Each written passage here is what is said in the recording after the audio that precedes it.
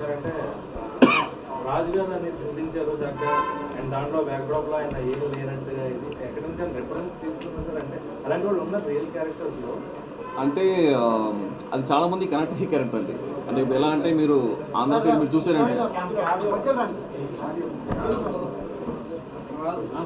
మీ question నాకు పూర్తిగా అర్థం కాలేదు. రాజుగారి క్యారెక్టర్ బాగా డబ్బున్న క్యారెక్టర్, అవును, బట్ బ్యాక్ ఎండ్లో అంటే బంగారం వేసుకుని అదా దాని రిఫరెన్స్ ఏదైనా ఉంటుంది. డిఫరెన్స్ మన చుట్టుపక్కలే ఉన్నారు కదండి చాలామంది. ఇప్పుడు డబ్బులు మనం చాలాసార్లు మీకు సొసైటీలో మీరు వెళ్ళినప్పుడు మీరు వింటుంటారు కదా, మీరు సోషల్ మీడియా కానీ న్యూస్లో కూడా చదువుతుంటారు. చాలా రిచ్ పీపుల్ ఎవరైనా ఉన్నప్పుడు సడన్గా చూస్తే వాళ్ళకి యాక్చువల్గా చాలా ఏమంటారు లాసెస్లో ఉన్నాయని తెలుస్తుంది, లేదా కంపెనీ లాసెస్లో ఉందని తర్వాత తెలియదు, బయటికి తెలియదు. సో లేకపోయినా లైఫ్ స్టైల్ వాళ్ళు లైఫ్ స్టైల్ అదే మెయింటైన్ చేస్తుంటారు అనుకుంటారు. సో దానివల్ల ఇంకా అప్పుడు వెళ్ళిపోతారు. సో మన రియల్ లైఫ్లో అలాంటివి చాలా ఎగ్జాంపుల్స్ ఉన్నాయి కదా.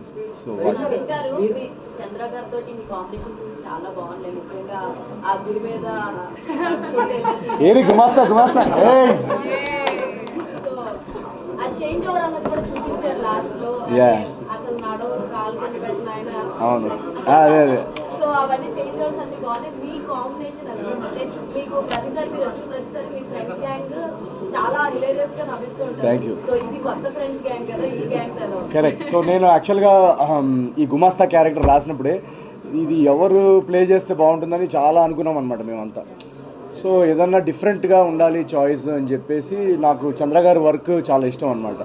అండ్ తనది స్కిట్స్లో కానీ దాంట్లో చాలా ఒక ఎగ్జాజరేటెడ్గా ఆ స్కిట్స్ పర్ఫార్మెన్స్ కొంచెం లౌడ్గా ఉంటుంది కదా.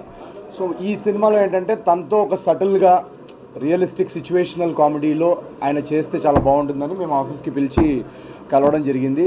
రిహర్సల్స్ వర్క్షాప్ చేశాం కదా సార్. ముందు చేయగానే నాకు అసలు మాకందరికీ ఆ గుమాస్తా క్యారెక్టర్కి పర్ఫెక్ట్ అనిపించింది. మా ఇద్దరికి కూడా ఆ టైమింగ్ సింక్.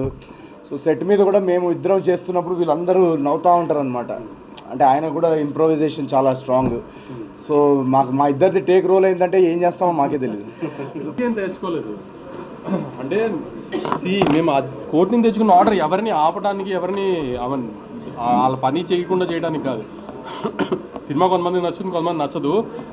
నచ్చకపోవడం అనేది మరి కొంచెం ఎటగారంగా ఇష్టం వచ్చినట్టు మాట్లాడి ఎవరిని హర్ట్ చేసే ఆర్టిస్ట్ని కానీ టెక్నీషియన్ కానీ అట్లా ఏదన్నా ఇష్టం వచ్చినట్టు రివ్యూ ఇస్తే వాళ్ళ మీద లీగల్గా మూవ్ అవడానికి తెచ్చుకున్న యాక్ట్ అది అంతే. అంతేగాని మీ పని ఎవరిది ఏ రివ్యూని ఆపమనలేదు, ఎవరిని ఏం చెయ్యొద్దని లేదు మేము.